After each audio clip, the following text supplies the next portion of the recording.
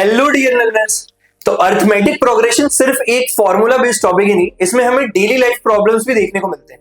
ठीक है, तो जैसे कि आप डेली लाइफ प्रॉब्लम्स में कुछ कुछ चीजें देखेंगे, उन्हीं को बोलते हैं वर्ड प्रॉब्लम्स। ठीक है, तो हम शुरू करने वाले हैं चैप्टर नंबर 5 अर्थमेटिक प्रोग्रेशन का एक टॉपिक एप्लीकेशंस ऑफ एपी। इसमें आपको कुछ वर्ड प्रॉब्लम्स देखने को मिलेंगी।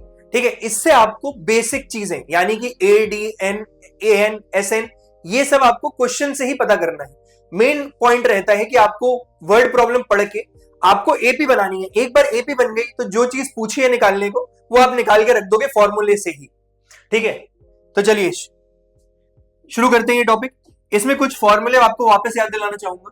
ठीक है, जैसे कि सबसे पहला फॉर्मूला हमने पढ़ा था, अगर कोई AP A1 A2 A3 A4 till A5 दिया हुआ है AN, ठीक है, तो इसमें पहले टर्म को फर्स्ट टर्म बोलते हैं, सेकंड टर्म को सेकंड टर्म बोलते हैं, ये A+D होता है, थर्ड टर्म होता है A+2D। ठीक है, तो जो भी टर्म रहता है एक कम डी, जो भी टर्म रहता है A प्लस एक कम डी से रिप्रेजेंट करते हैं। ठीक है, ठीक है, तो ये देखना S। ठीक है, पहला टर्म पढ़ा था nth टर्म का फॉर्मूला, पहला हमने पढ़ा था nth टर्म का फॉर्मूला जो कि होता है an equal to a plus n minus 1 into D. ठीक है, फिर Sn का फॉर्मूला पढ़ा, सम ऑफ एपी का formula Sn equal to n by 2a plus n minus 1 into D, और यही होता है आपका n by 2 first term plus last term, first term plus last term, यही होता है आपका first term plus last term.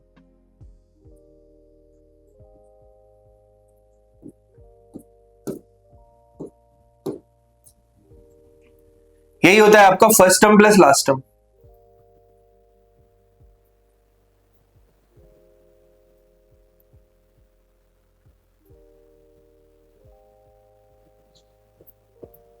n minus 1 into D, n by 2 2a plus an first term plus last term, 2a plus n minus 1 into D, n by 2 first term plus last term. ये तो आपको याद ही रखना है। इसमें एक और चीज याद रखने वाली क्या है सर, ठीक है, कि a d s n a n ये कुछ भी हो सकते हैं, यानी कि जीरो पॉजिटिव नेगेटिव कुछ भी, फ्रैक्शन वगैरह कुछ भी। ठीक है, फ्रैक्शंस भी इनफैक्ट कुछ भी हो सकता है सब। ठीक है, लास्ट टर्म भी कुछ भी हो सकता है, लेकिन n जो होगा वो हमेशा नेचुरल नंबर ही होगा, यानी कि 1 2 3 टिल इंफिनिटी। ठीक है, ये इंपॉर्टेंट है सर, n हमेशा नेचुरल नंबर ही होगा। ठीक है, n हमेशा नेचुरल नंबर ही होगा।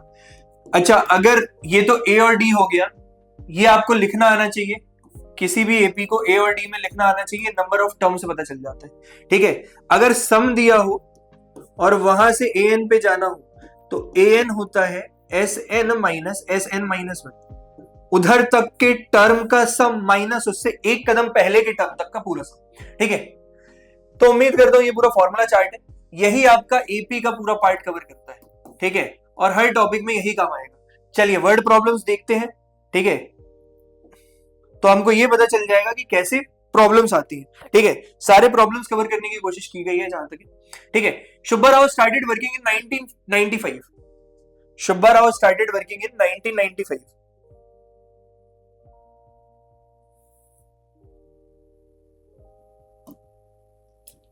ठीक है, Subba Rao started working in 1995 at an annual salary of 5000। ठीक है, सालाना कितनी सैलरी मिलती थी उसको? 5000 मिलती थी। 1995 में कम हुआ करती थी उस समय सैलरी। 1995 में क्या था? ठीक है, ₹5000 में 5000 में उसने शुरू किया। ठीक है, and received an annual increment of 200 every year, annual increment 200 रुपए का। मतलब अगले साल 1996 में कितनी रही होगी उसकी सैलरी? 5200 रुपए। ठीक है, फिर कितनी रही होगी 1997 में? 5400 रुपए। ठीक है, फिर कितनी रही होगी 1998 में? 5600 रुपए। तो हर साल कितने का इंक्रीमेंट है सर? 200 का इंक्रीमेंट है। अगर इसकी सैलरी को ध्यान से देखोगे तो क्या ये एपी बना रही है? तो हाँ सर एपी बना रही है। In which year did his salary reach ₹7,000। ऐसा कौन सा साल होगा जब उसकी सैलरी कितनी हो जाए? In which year did his salary become 7,000? ठीक है, तो जाहिर सी बात है मुझसे क्या पूछ रहे हो। अगर इसको मैं एक एपी की तरह ट्रीट करूंगा सैलरी को, ठीक है, तो इसमें ए की वैल्यू है आपकी 5,000, मेरे से वो एन पूछ रहा है, और इसने ए एन लास्ट टर्म दे दिया है 7,000। ठीक है, इसमें डी +200 बस। अगर आपने ये सब लिख लिया है, बाकी तो फॉर्मूला लगा के आंसर निकाल ही लोगे। ठीक है, फॉर्मूला कौन सा लगेगा? A n equal to A plus N minus one into D. ठीक है, ए एन की वैल्यू आपको पता है 7,000, ए की वैल्यू आपको पता है 5,000, plus N minus one into D into D. ठीक है, ये हो गया 2,000 equal to N minus one into D 200। ये कटा 2 10 10 प्लस 1 11, तो एन की वैल्यू यहां से आ गई 11। एन की वैल्यू यहां से आ गई 11। ठीक है, तो उम्मीद करता हूं यहां तक सबको सारी चीजें क्लियर होंगी। यहां तक सबको सारी चीजें क्लियर होंगी, आगे बढ़ते हैं। ठीक है, अच्छा 11 आया मतलब 1995 से 11 साल बाद, 1995 से 11 साल बाद 11th ईयर पे जाके 2006 में इसकी सैलरी हो जाएगी कितनी? 7,000 रुपए। ठीक है, moving to the next question, अगले क्वेश्चन की तरफ बढ़ते हैं। Ramkali shift ₹5 in the first week of year. ठीक है, इसने क्या किया? 5 रुपए सेव कर लिए, 5 रुपए सेव कर लिए, and then increase weekly saving by ₹, और फिर सेविंग को बढ़ाती गई कितने से? हर वीक 1.75 रुपीज से। तो अगला कितना होगा? 6.75। फिर अगला कितना होगा? ये होगा अगला 1.75 से। ठीक है, तो 7 8.5 प्लस 1.75। ठीक है, ये 1.5 हो गया, 6 7 8.5। ऐसे करते करते उसकी सैलरी बढ़ती गई। हर weekly salary becomes, if in the nth week, किसी nth वीक में जाके उसकी ये जो सैलरी है वो कितनी हो गई? 20.75। ठीक है, तो मेरे को n निकालना है कि कितने वीक बाद हुई होगी। ठीक है, अब जाहिर सी बात है ये इसकी सेविंग एक एपी को दिखा रही है। क्यों? अच्छा, मैं क्यों बोलता हूं कि किसी एपी को दिखा रही है? क्योंकि यहाँ पे डी सेम है सब, यहाँ पे डी सबका सेम है। ठीक है, तो ए की वैल्यू 5 है,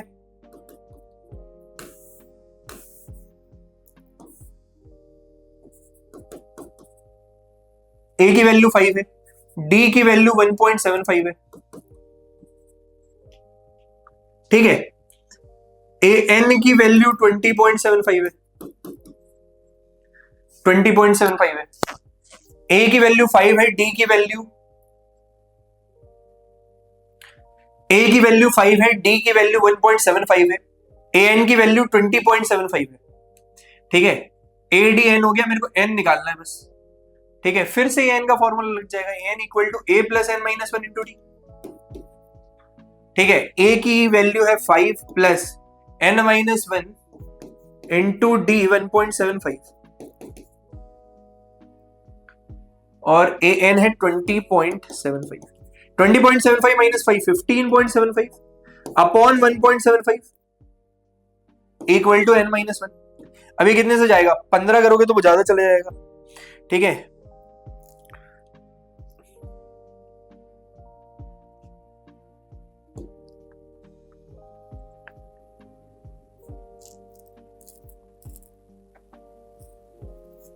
अगर 10 गुना ही करूंगा तो 17 पॉइंट समथिंग पहुंच जाएगा। यानी कि अगर मैं इसको 8 करूं तो 8 ये हो गया,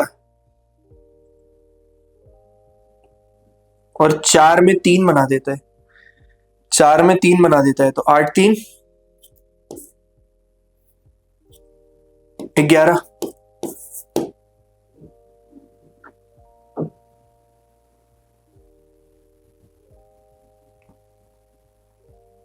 और 3 14, और एक और करेंगे तो 1.75 आ जाएगा, यानी 9 से में पूरा पूरा चले जाएगा। ठीक है, 9, तो n की वैल्यू यहां से 10 आ रही है, ठीक है, एक बार और चेक कर लेंगे, रुक जाना बस। ठीक है, तो शुरुआत कहां से करी थी इसने, 5 रुपए से करी थी, यहाँ पे प्लस 1.75 आ गया। ठीक है, बढ़ता बढ़ता ये यहां पहुंच गया।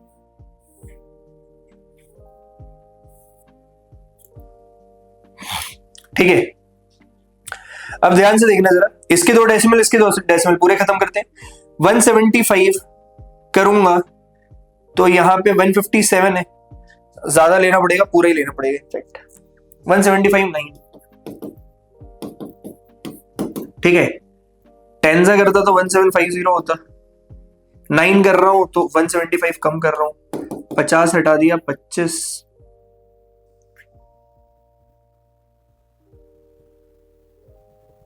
तो 100, 1600 में से 25, 1575 सही आया एकदम।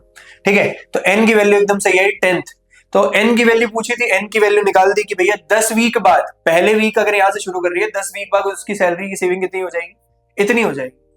सो आफ्टर 10 वीक्स यहां तक सैलरी पहुंचेगी। ठीक है, तो उम्मीद करता हूं आपको वर्ड प्रॉब्लम पढ़ के एपी बनाना सिंपल लग रहा होगा, कुछ नहीं है, बस आपको समझना है कि वो बोल क्या रहा है, और एक बार देख लोगे तो यही क्वेश्चन रिपीट होते हैं और कहीं से कहीं रिपीट नहीं होगा। ठीक है, उम्मीद करता हूं यहां तक सबको सारी चीजें क्लियर होंगी। आगे बढ़ते हैं। A contractor on construction job specifies a penalty for delay of completion beyond a certain time. Construction में क्या होता है, जब भी कोई प्रोजेक्ट या कुछ हो, समय बढ़ता है तो प्रोजेक्ट पे लगनी हुई लागत बढ़ जाती है। ठीक है, इसीलिए अगर मान लो मैं कंस्ट्रक्शन का टाइम डिले कर रहा हूं, मेरे पैसे ज्यादा लग रहे हैं, तो पेनल्टी लग करेगी कोई इंपोज, जिसने भी मुझे वो कॉन्ट्रैक्ट दिया होगा। ठीक है, पेनल्टी इंपोज हो जाती है beyond a certain date as follows: ₹200 for first date, ₹250 for ₹200 for first date, ₹250 for second day. ठीक है, एंड ₹300 फॉर थर्ड डे। ठीक है, penalty for each succeeding day by being ₹50 more than that of preceding day. ठीक है, तो क्या बोल रहा है, पहले दिन के लिए ₹200, अगले दिन के लिए ₹250, ये पेनल्टीज लग रही है भाई साहब। ठीक है, और ये एक एपी को बना रही है, क्योंकि मुझे यहाँ 50 दिख गया, हर दिन से अगले दिन 300। ठीक है, and penalty for each succeeding day ₹50 more then the preceding day, पिछले वाले से ₹50 की ज्यादा की पेनल्टी लगती जा रही है। ठीक है, अब क्या बोल रहा है, how many money the contractor has to pay as penalty if he delays the work by 30 days. ऐसा करते करते मान लो 30 दिन और लेट कर दिया उसने प्रोजेक्ट, तो उसको टोटल कितने पैसे देने पड़ेंगे। टोटल करने के लिए मेरे को सम निकालना पड़ेगा 30 का, बस यही आपको पता करना था कि उसने पूछा how much money, total money contractor को कितना देना पड़ेगा एज अ पेनल्टी, तो सबका सम, कितने का सम, जब 30 दिन उसने लेट कर दिया, S30 निकालना है। इसके हिसाब से मुझे A दिया हुआ है कितना, 200, D दिया हुआ है कितना, 50, n/2 S30 निकालना है, 30/2 2A plus 2 into A, 2A plus n-1 into D, 2A plus n-1 into D। ठीक है, 29 इंटू D 50, D 50। ठीक है, तो ये हो गया 15, 2 इंटू 2 400 प्लस 29 इंटू 50 30 होता तो कितना हो जाता, 30 माइनस 1 इंटू 50, 5 3 से 15, 1500, 1500 माइनस 50, 1450, 1450। ठीक है, 15 इंटू 1850, जो भी आएगा वही इसका सम आ जाएगा, 18500, और आधा करूंगा तो 9/250।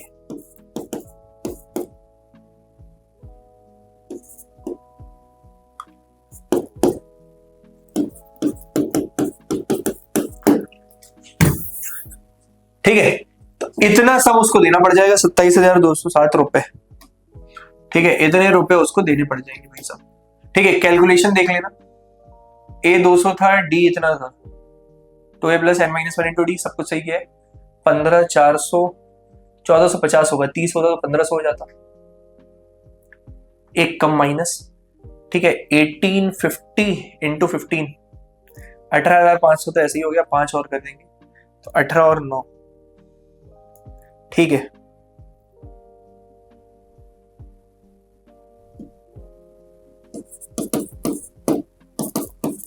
750, 18 और 9, 7 दोनों होता है। ठीक है, सही है एकदम कैलकुलेशन।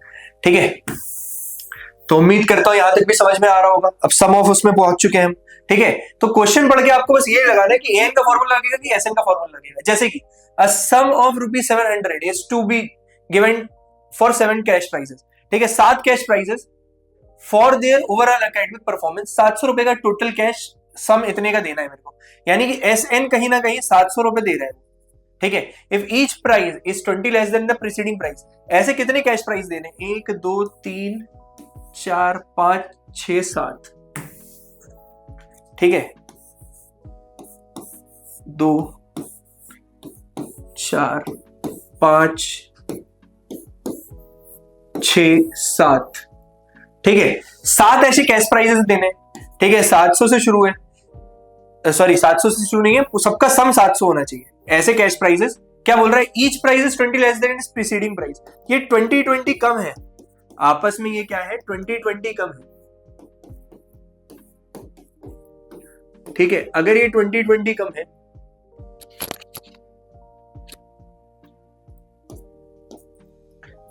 ठीक है, अगर ये 20 कम है और हर एक को सातों को ऐसे मिलना है लेकिन 20 कम कम करते करते। ठीक है,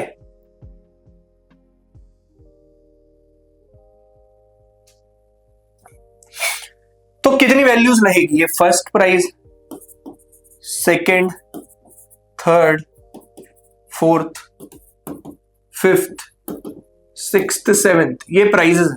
प्रीसीडिंग प्राइस, फाइंड दिस। ठीक है, अब मेरे को डी दे दिया, एस एन दे दिया, और क्या बोल रहा है? Find the value of each price. ठीक है, अच्छा देखो, अगर एन की वैल्यू भी तो दे रहा है, एस 7 दे रहा है, एन की वैल्यू 7 दे रहा है, 7 में ही डिवाइड होना चाहिए। Used to give 7 prizes for his student for academic overall performance. ठीक है, 20 कम करके देना है। एन दे दिया, डी दे दिया, एस एन भी है, तो ए आ जाएगा, और ए आ जाएगा तो सारी कैश प्राइजेस आ जाएंगी। एस एन 700 दिया है, एन दिया है 7,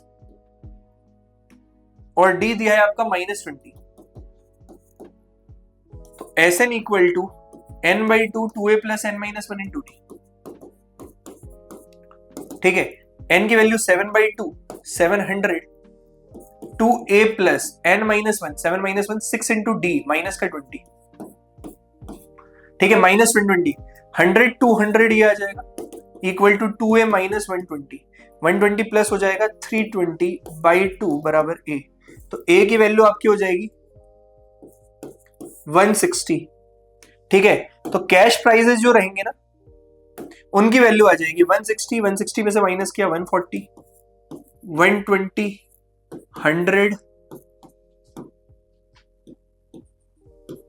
100, 80, 60, 40। ठीक है, अब देख लो जरा, 200, 300, 400, 400 तो यही हो गए, 500, 600 और 700, खत्म। ठीक है, मतलब 60, 40, 20, 80, 100 और 60 और 40 फिर 100। ठीक है, तो ऐसे करते हुए अगर मैं प्राइजेस बांटूंगा तो 7 लोगों को पूरा सम 700 का डिवाइड हो जाएगा, और ऐसे होगा कि पहले वाले से दूसरे वाले को 20-20 कम मिलता जाए। ठीक है, 20-20 कम मिलता जाए। तो यही पूछ रहा था, तो इसमें क्या लग गया? एसएन का फॉर्मूला लग गया, खत्म हो गया, क्योंकि एसएन दिया था। तो ये जो दिए हुए इंफॉर्मेशन है, ये बस आपको आइडेंटिफाई करनी है, बाकी सब आप निकाल लोगे, बाकी सब आप निकाल लोगे। ठीक है, तो उम्मीद करता हूं यहां तक पूरी सबको सारी चीजें क्लियर होंगी। चलिए आगे बढ़ते हैं। In a school, student thought of planting trees. Student thought of planting trees in and around school to reduce air pollution. In and around of school to reduce air pollution. It was decided that number of trees that each section of each class will plant, there will be same as the class in which they are studying. Example: section of class 1 will plant 1 tree and section of class 2 will plant 2 tree. ऐसे करते करते देखो कुछ पौधे लगाने। ठीक है, 3 पेड़ कौन लगाएंगे? क्लास 3 वाले, क्लास 3 वाले। ठीक है, अब क्या बोल रहा है? It was decided that 12 there are 3 sections of each class. ठीक है, अब मैं बताने जा रहा हूं स्कूल की classes, first, second, third, up to कितना? अप टू से 12th तक। ठीक है, X11 ये रोमन नंबर में लिखा हुआ है सब, ठीक है। इनके 3-3 सेक्शन है, हर किसी के क्या क्या है, 3-3 सेक्शन, 3-3 सेक्शन है। अब क्या बोल रहे हैं कि ये प्लांट कितने लगाएंगे, हर section class of 1 will plant 1 tree, मतलब इसका एक सेक्शन एक एक पेड़ लगाएगा, इनके सेकेंड क्लास, क्यों, जो सेक्शन जिस क्लास का है उस क्लास का जो नंबर होगा, इसका 2 नंबर है तो 2 ट्रीज लगाएंगे, 3 नंबर है तो 3 ट्रीज लगाएंगे। ऐसी 12th जो क्लास है वो 12-12 ट्रीज लगाएगी सर, ठीक है। ये 3-3 ट्रीज लगाएंगे, ठीक है। तो ये देखना, ये क्या बन रहा है 3, इसने कितने लगाए 2 4 6, इसने कितने लगाए 3 6 3 9, अगला वाला कितने लगाएगा 4 4 4 4 3 12, ठीक है। ऐसे करते करते टोटल कितने ट्रीज लगे होंगे 36, ठीक है। अब आप देखो जरा यहां पे 4 4 8 4 12 ना, 12, फिर अगला वाला 15 लगाएगा, 5 3 15, ठीक है। यानी कि ये जो ट्रीज लगा रही है क्लास, ये एक एपी बना रहा है। कैसे पता चल गया, इसलिए पता चल गया सर, डी प्लस का 3 है और डी अगर सेम है तो ये एपी बन रहा होगा, ठीक है। अब मेरे को इसमें सारी चीजें मालूम है, तो इनको ट्रीज लगाने थे सर, ठीक है, ट्रीज लगाने थे।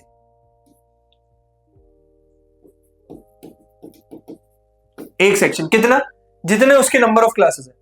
How many trees will be planted by the student, कितने ट्रीज प्लांट किए जाएंगे, तो मेरे को एसएम निकालना है। इस पूरे एपी में ए की वैल्यू 3 है, डी की वैल्यू भी 3 है, और एस एन निकालना है कि कितने ट्रीज लगाए जाएंगे। एन की वैल्यू 12 है क्योंकि 12 क्लासेस, ठीक है। एस एन निकालना है, दूसरा एक और दिया हुआ है ए एन, लास्ट टर्म दिया हुआ है आपको कितना 36, ये मैंने ऐसे ही पता कर लिया, ठीक है 36। अब सारी वैल्यूज आपके पास हैं, अगर मेरे को एस 12 निकालना है तो n/2 12/2, first term plus last term करूंगा, 3 + 36 39, तो 6 × 39, 6 × 39 ये आपका आंसर आ जाएगा। 6 × 40 होता तो कितना होता, 6 4 से 24, 240 - 6 234, 234, ठीक है, 234 आ गया आपका आंसर, ठीक है। तो उम्मीद करता हूं इतने नंबर ऑफ ट्रीज। सो क्या पूछा था आपसे,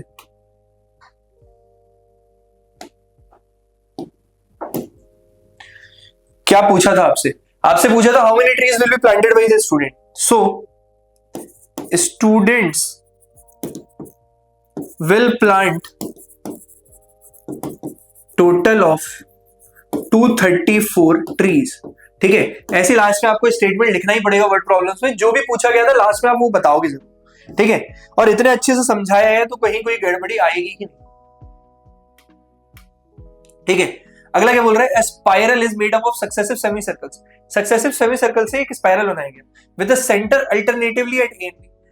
यहां से शुरू करते हैं, यहां से कुछ सेंटर लिया, फिर ये सेमी सर्कल बनाया, ठीक है। दूसरी बार मैंने क्या किया, अब क्या किया, पहले यहां पे खत्म हो गया था, अब मैंने इसको रेडियस मान लिया, सेंटर बी को ले लिया, यहां से एक सेमी सर्कल बनाया।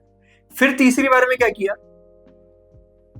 इस ए को सेंटर मान करके, यहां से यहां हो गया ना, यहां जहां खत्म हुआ वहां से फिर ए सेंटर इसको मान के एक तीसरा सेमी सर्कल बनाया, ठीक है। तो मैं सेमी सर्कल बनाता जा रहा हूं, रेडियस की वैल्यू चेंज करता जा रहा हूं, और रेडियस क्या हो रहा है, सेंटर ए के साथ 0.5 से शुरू किया, A and B starting with centre A से मैंने भी शुरू किया था, ठीक है।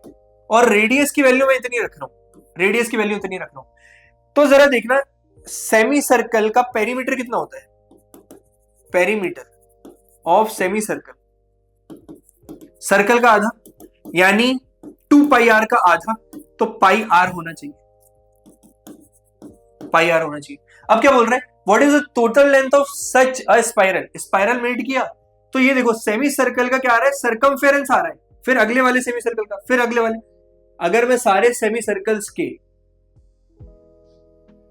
पेरीमीटर को जोड़ दूंगा तो पूरा स्पाइरल कितना ले रहा होगा वो मेरे को पता चल जाएगा, ठीक है। तो देखो पहला रेडियस के हिसाब से, रेडियस r1 कितना है 0.5, इसका पेरीमीटर कितना आना चाहिए, p1 कितना आना चाहिए πr, यानी कि पाई इंटू π/2 कर देते हैं इसको, ठीक है, फ्रैक्शन में लेके चलते हैं।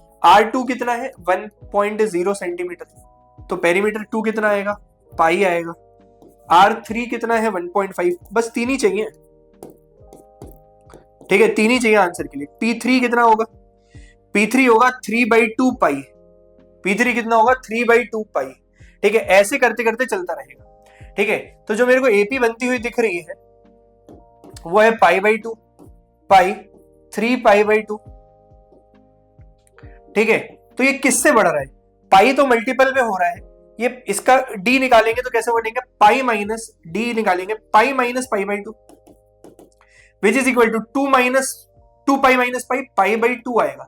तो π/2 से बढ़ती जा रही है सीरीज, पॉजिटिव π/2 से बढ़ती जा रही है। क्या पूछ रहा है, what is the length of such spiral made up of 13 consecutive semicircles. ऐसा करते करते कहां तक चलना है, अप टू 13 टर्म्स तक जाना है, ऐसा किसने बताया क्वेश्चन में, अप टू 13 टर्म्स, ठीक है।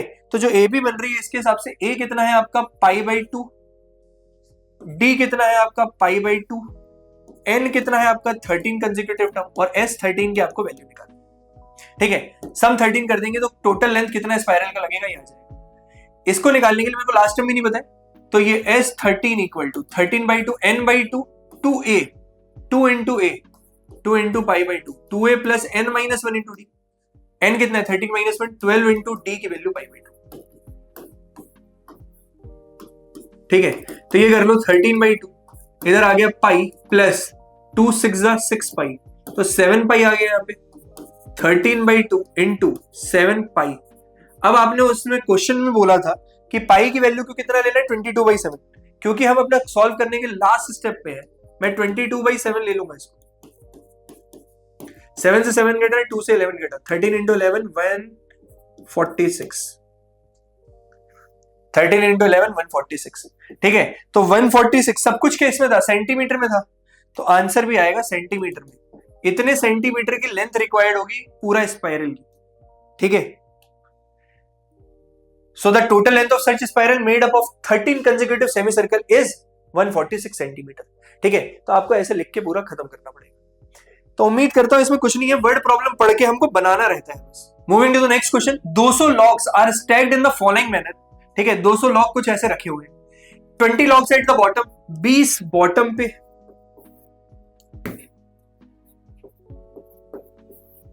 20 बॉटम पे, 19th अगले वाले पे,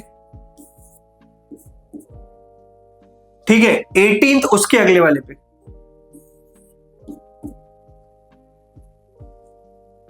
18th 20 19 18th उसके अगले अगले वाले पे, 18 in a row next to it and so on 200 logs are placed, ठीक है। टोटल कितने ऐसे हैं, तो सम दिया हुआ है SN बराबर 200, SN बराबर 200, ठीक है। एक एक कम होता जा रहा है, बॉटम से लेके एक एक कम होता जा रहा है। तो AP जो बन रही है मेरी वो कैसी बन रही है, 20 19 18 एंड सो ऑन, ठीक है। आगे क्या बोल रहे हैं, next row, in how many rows 200 logs be placed and how many logs are there in the top row, ठीक है।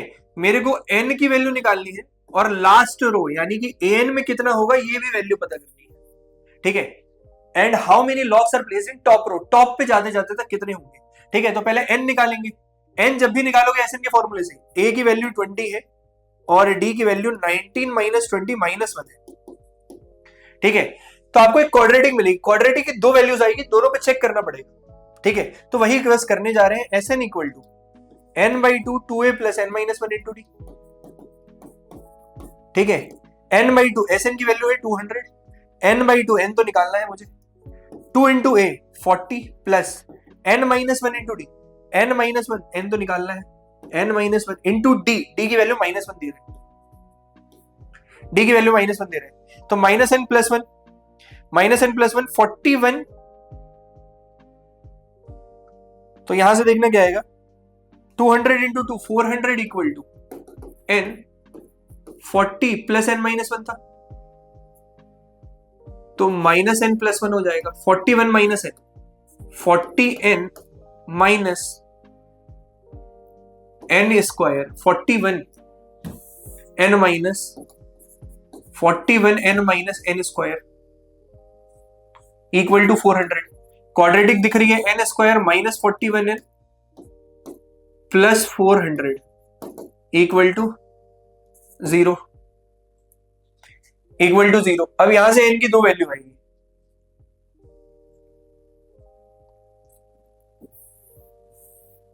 ठीक है। 400 के ऐसे फैक्टर देखना जरा,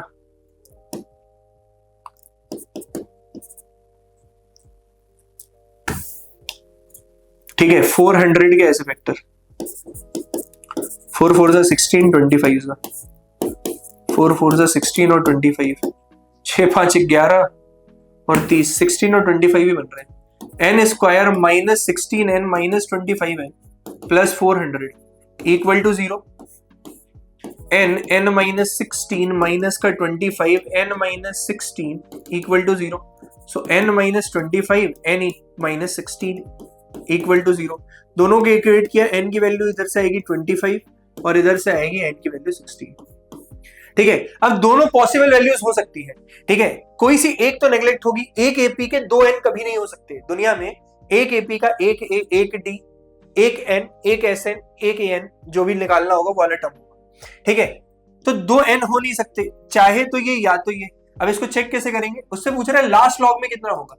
तो देखना कहीं an की वैल्यू n डालने पर नेगेटिव दे देगा, तो मेरे को दोनों से an चेक करना है, दोनों से मुझे क्या करना है, an चेक करना पड़ेगा। क्योंकि उसमें एक और चीज पूछी थी an, वो उसने पूछी इसलिए थी ताकि ये चेक हो पाए। a 25 निकालूंगा तो a प्लस 24d, और a 16 निकालूंगा तो a प्लस 15d, एक कम d। अब रख लो a और d की वैल्यू, a की वैल्यू कितनी थी यहाँ पे 20 माइनस 1, a की वैल्यू 20, d की वैल्यू -1। a की वैल्यू 20, d की वैल्यू -1, 20 माइनस 24 -4, ठीक है, -4। ये a की वैल्यू वैसे तो नेगेटिव हो सकती है, बट सिंस ये एक प्रैक्टिकल केस है, but since logs, number of logs can not be negative, number of logs can not, और हमने देखा था प्रैक्टिकल वैल्यूज में नेगेटिव नहीं हो सकती है कहीं पे भी, ठीक है। वो आपको क्वेश्चन बताएगा कि कहां नहीं हो सकती है, आपने क्वाड्रेटिक में अच्छे से देखा है, number of logs can not be negative, hence यही वाला आंसर बनेगा। देखना a की वैल्यू 20 minus 15 which is equal to 5। Therefore in last log, in last row there were 5 logs, there are 5 logs, ठीक है। तो उम्मीद करता हूं यहां तक आपको सारी चीजें क्लियर होंगी। चलिए moving to the next question, अगले क्वेश्चन की तरफ बढ़ते हैं, ठीक है। अगला क्वेश्चन क्या दे रहा है, देखना। इन अ पोटैटो रेश a bucket is placed at the starting point, यहां पे एक बकेट रखी हुई है सर, ठीक है। अब क्या करते हैं, which is 5 metre away from the first potato, यहां पे पहला पोटैटो 5 मीटर की दूरी पर, कितनी मीटर की दूरी पर, 5 मीटर की दूरी पर, ठीक है। उसके बाद से in the other potatoes are placed 3 metre, उसके बाद से 3-3 मीटर पे अलग अलग पोटैटो रखे हुए, ठीक है, ठीक है। There are 10 potatoes in the line, total कितने हैं यहाँ पे 10 है, टोटल कितने हैं 1 2 3 4 5 6 10 है, ठीक है। तो कहीं ना कहीं 10 n की वैल्यू दे रहा होगा, अभी मान के चलते हैं, आगे देखेंगे, ठीक है। What is the total distance completed in restaurant, ठीक है। यहाँ पे है एक स्टोरी, ध्यान से सुनना, ठीक है। इस लड़की को क्या करना है, ये पोटैटो, ये शुरुआत यहां से करती है बकेट से, ठीक है। इसको क्या करना है, अपनी दूरी तय करनी है, भाग के पहला पोटैटो उठाना है, सबसे पास वाला पहले उठाएगी, उसको डाल देगी, फिर भागेगी, फिर वापस आएगी, ठीक है, फिर पोटैटो को डालेगी, फिर स्टार्ट करेगी, फिर वापस आएगी, ऐसे करते करते इसको चलना है, ठीक है। मतलब पहली डिस्टेंस यहाँ, दूसरी डिस्टेंस इतनी, तीसरी डिस्टेंस तीसरे पोटैटो तक, तो ये बारी बारी से डिस्टेंस ऐसे करते करते कितना, पहली पोटैटो अंदर खत्म, दूसरा, ऐसे करते करते 10 बार जाना होगा, यानी कि n की वैल्यू तो 10 रहेगी, n की वैल्यू तो 10 रहेगी। दूसरा देखना एपी कैसे बनाओगे, अब हम डिस्टेंसेस को देखेंगे कि कितना ट्रेवल कर रही है। मेरे को किसी भी एपी में 3 डिस्टेंसेस देखनी है, पहला गई 5 आई 5 10 मीटर, दूसरे के लिए 5 3 8 8 जाना 8 आना 16 मीटर, अगले के लिए 5 और 4 9 9 जाना 9 आना 18 मीटर, अगले वाले के लिए 18 तो गया ही था और 3 3 6 और जाएगा, सॉरी इसमें 5 6 5 11 और 11 दूनी 22 मीटर, 22 मीटर। ठीक है, थर्ड रन में ध्यान से देखो, 5 3 8, 8 3 11, 11 3 11 3 14 और 14 और इधर 28 मीटर। ठीक है, ऐसे करते करते वो भागेगी कब तक, कब तक, अप टू 10 टर्म्स तक, 10 टर्म का ही निकालना है मेरे को। ठीक है, तो ये डिस्टेंस जो है वो एपी बना रही है, क्यों, क्योंकि +6 +6 +6 होता जा रहा है। ठीक है, तो ये बता रहे टोटल डिस्टेंस निकालने के लिए क्या करना पड़ेगा, मेरे को S10 निकालना पड़ेगा। ठीक है, जहां पे A की वैल्यू 10 मीटर आई थी पहले, फिर D की वैल्यू 6 से बढ़ रही थी। ठीक है, इसके अलावा S10 निकालना है, N10 दिया ही हुआ है मुझे, 2A + n - 1 × D, सब कुछ दिया हुआ है, S10 निकल जाएगा, n/2 2A + n - 1 × D। ठीक है, 10/2 2 × A 20 + n - 1 9 × D की वैल्यू 6,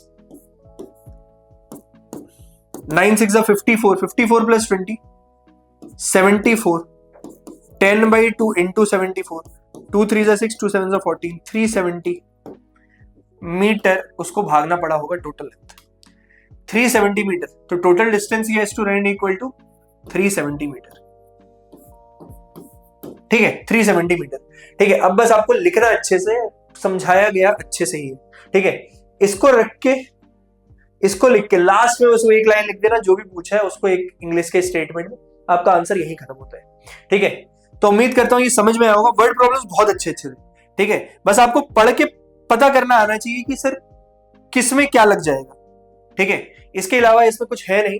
अगर आपको बेसिक पार्ट पूरा क्लियर है तो फॉर्मूला बेस्ड टॉपिक है।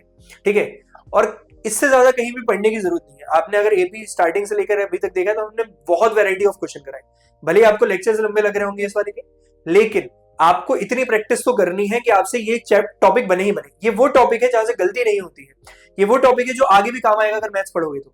ठीक है, और बहुत इंटरेस्टिंग टॉपिक है, इसके क्वेश्चन बनते हैं तो कॉन्फिडेंस भी आता है ना कि ये वो चैप्टर है जिसके क्वेश्चन बनेंगे। ठीक है, तो ये वो चैप्टर है जो एक बार कर लो फिर आप आगे भूलता भी नहीं है। अगर आप इसको लास्ट में भी उठा के देखोगे, क्वेश्चन देखोगे, बनता जाएगा। ठीक है, तो उम्मीद करता हूँ ये लेक्चर पूरा पसंद आया होगा। कैसा लगा कमेंट सेक्शन में जरूर बताएं। Don't forget to like and subscribe फ्यूके education YouTube channel for more such.